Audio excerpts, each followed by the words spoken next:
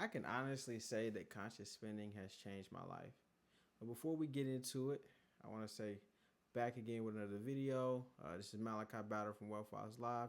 And I really just want to talk to y'all tonight about conscious spending and how it really is effective. It is honestly the root of maybe honestly a lot of your financial issues. I will say one side of financial issues is income, but even with the income that you make, how you manage your money is so much more important than that amount. I remember one of my guests, Miss Anita O'Neill, said that her mother made $40,000 a year, but somehow managed to purchase and pay off a home. They never had the lights out. They always had food on the table. And I look at that and it's almost baffling, you know. But the more that I learn about conscious spending, it's also more believable. So, what is conscious spending for those who don't know what it is? Conscious spending is you intentionally deciding what you're not going to spend money on and what you want to spend money on. Um, I think it's incredibly important for us to be able to do that. I know for me, most of the things that I used to spend my money on, I just would go spend it.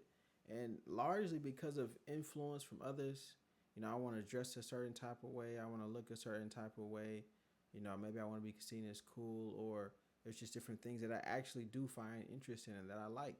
And there's nothing wrong with buying certain things. But being more intentional with that is what's important.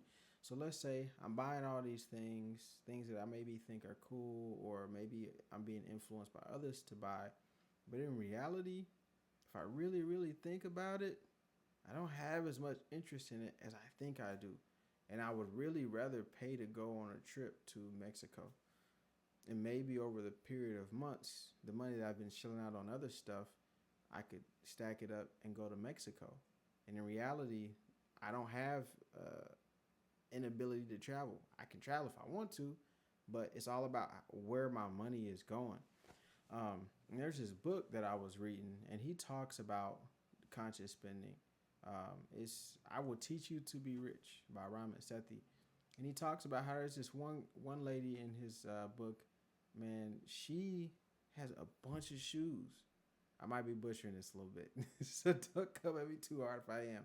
But somebody in the book has a bunch of shoes, but like their apartment and different things are not as like high scale, and that's on purpose. It's not because they can't afford it.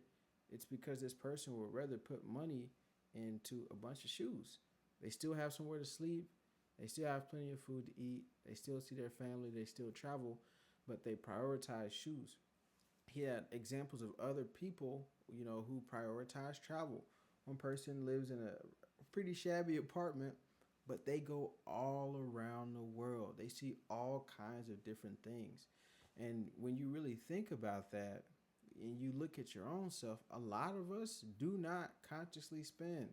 Somebody asks us if we want to go do something, we just say, hey, yeah, I'm going to go. And then later on down the line, if there's something that we really want, now we don't have the funds to get it, you know, and it's, I wouldn't say it's a sad thing, but it is something that you have to be aware of. You have to wake up. And that's why conscious spending is called conscious. Now you're aware of how these decisions affect what you'll do in the future. So after learning about conscious spending, I spent some time working on my budget and deliberately focusing on what is important to me. And so I ended up making my buckets. It took me about 2 to 3 months. I made my buckets. I implement my budget, and it was cool. It was okay. It was cool. I did some automation. I split up my accounts. I have a specific bill checking account. The only thing that goes through there is bills. You know, I got a personal spending account. The only thing I spend out of that account is stuff that's for me, and that relieves a lot of my stress. I have an investment account, right? I invest in those accounts on a consistent basis, purchase index funds, stocks, and bonds, and different things like that. Um, and I also have some accounts specifically focused on like groceries and gas and utilities. So I got something unique going on, and to each their own. Um, and the more that I play around with it, sometimes, you know, when I had first implemented it, it would feel a little uncomfortable.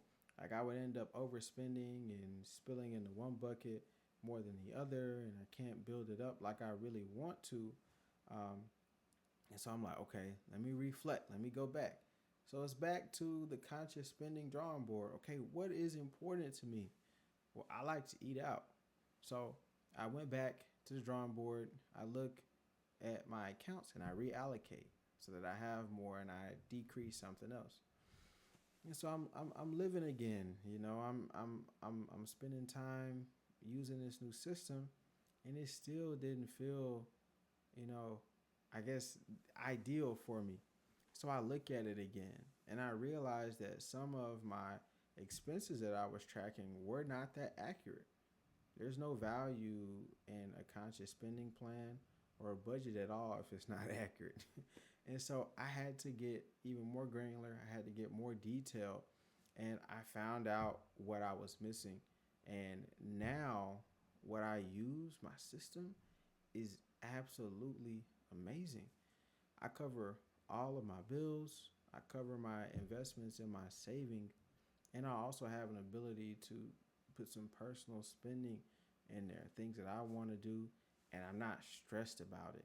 And I think one of the biggest barriers for me, because this is all over the course of about 9 months, and one of the biggest barriers for me was that time digging through and filtering. Okay, what is actually important to me?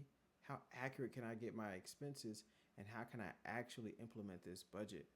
And while it is challenging, it is so rewarding. It honestly feels like I'm not even working with the same budget. I feel like I'm making more money. It's honestly crazy. And so that made me realize that, like, it's not how much money you make, it's your money habits. If you're bad with money and you make 20K a year, you're going to be probably even worse with money making 100K because you don't have the setup to properly manage your funds.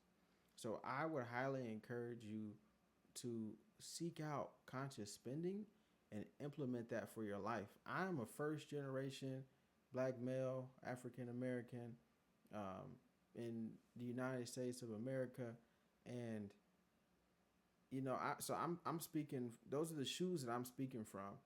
If you look like me, or maybe if you don't look like me, if you're in a similar position in terms of being first generation and learning about finances, dig into that. I promise you, you'll find value into it. If you find value into that, let me know down in the comments. But yeah, y'all. That I was going on for a minute there, but yeah, I wanted to just share that tonight. So with that being said, I'm gonna call the video. That's it. Let me know what y'all think about this in the comments, and until next time, peace. Master your money and secure your future.